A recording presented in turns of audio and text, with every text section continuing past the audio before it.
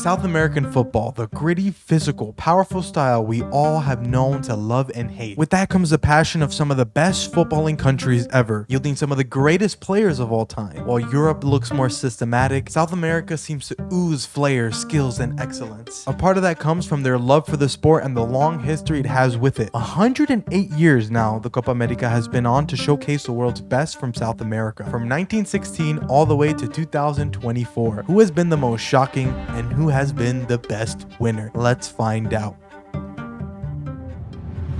In order to find out something that is ultimately subjective to become something that is concrete, we use numbers. And in order to not bore you all, I took the difference of all the opponents' FIFA ELO ratings and the eventual winners of each tournament and their ELO, added it up together, divided it by the amount of games, giving me an average ELO for the entire tournament. The higher the negative number, the better the winner was compared to the opponents. The lower the negative number, the worse the opponent was compared to their opponents. Anything near positive means the winner overachieved compared to the ranking of the opponents. And there's only one more thing. Unlike the Euros, Copa America's frequency is completely out of whack, being played at completely different times of the year and being played in completely different tournament rules. Oh yeah, and as well as having a 100-year anniversary tournament. So it's easy to say there's a lot to unpack here. Starting with the fact that the tournament used to be a yearly thing at first, and if something got out of the way of the tournament, they wouldn't hesitate to reschedule for the following year, causing for some weird gaps here and there. At some point, I truly feel like they just did what they pleased and there was absolutely no pattern to it whatsoever. For example, 1959 is a very interesting year because for whatever reason, there were two Copa Americas in the same year in two different countries. A big milestone for Copa America came in 1975 where they opted in for a knockout tournament format with a group stage to determine the tournament bracket. From 1916 to 1967, the Copa America was run in a round-robin group format, similar to what we see in leagues across the sport. Instead of getting 3 points for every win, however, you would be granted 2 points for every win, a point for a draw, and you'd get 0 points for a loss. And in the event of a first-place team and a second-place team drawing on points, which only happened 5 times, they would have to face off in a playoff final match. With all the yapping over with, I'll split the video into 2 sections because of this. The styles in which these trophies were won were vastly different, so in order to understand, we'll have to divide the best winners from each generation. Starting with the very first Copa America, which was hosted in Argentina. Uruguay, who are not only the first World Cup winners, are also the very first Copa America winners. This Copa America would go from the 2nd of July all the way to the 17th, with a staggering 4 teams competing for this title, and 3 matches. 1 match against every opponent to crown the winner. With 2 wins and a draw, Uruguay would win against Argentina, capping off the last match of the tournament to decide the winner, ultimately serving as a final in and of itself. Uruguay's ELO for this very first Copa America would be a negative 5.7, and after retaining their title the following year, Brazil would win in 1919, and Argentina will shortly win in 1921. The blue and white countries, Argentina and Uruguay, would continue to win year after year, playing a huge tug-of-war against each other, with Brazil getting a piece of the pie from time to time. However, from 1916 to 1967, there were 3 teams that stood out, starting with the Copa America 1939 in Peru. The competition would now field 5 teams in the tournament, but it wouldn't be the teams you expect. Argentina, Brazil, Colombia, and Bolivia would all withdraw from the tournament for their personal reasons, leaving the participating countries to be Uruguay, Chile, Paraguay, Peru, and for the very first time, Ecuador. After 4 games, Peru would be on top with a total of 8 points out of 8 points with an average ELO of -1, capping off an historic first win for Peru in the time of dominance for Uruguay and Argentinian teams. While Peru's win didn't start a real change to happen, those teams continued to dominate in major competition, but it would inspire generations to come. Like in 1953, Copa America was once again hosted in Peru, with Argentina and Colombia withdrawing from the competition, leaving Brazil, Paraguay, Uruguay, Chile, Peru, Bolivia, and Ecuador to all participate in that year's South American Championship. At the final whistle for the 8th game, Paraguay would beat Brazil to become level on points with them, leading to a playoff final, with Paraguay would shock the world again and win against Brazil, ending the tournament with an average ELO of -19.7. This again wouldn't prove to break the cycle, but instead would inject a fighting spirit to the weaker nations to try and go for it all, which is exactly what happened in 1963. With Chile, Uruguay, and Venezuela withdrawing from the cup, it left Argentina, Brazil, Peru, Ecuador, Colombia, Paraguay, and Bolivia in the competition. This Copa America would be hosted in Bolivia, and Bolivia would actually draw against Ecuador 4-4 on the first day. Argentina and Brazil would both win their first games, but at some point these big teams would actually lose their footing, leaving Paraguay and Bolivia close to the top. So with both of them tied on points on the last day, the team to win their game would win the whole thing. With Paraguay facing Argentina and Bolivia facing Brazil, both tied after 85 minutes,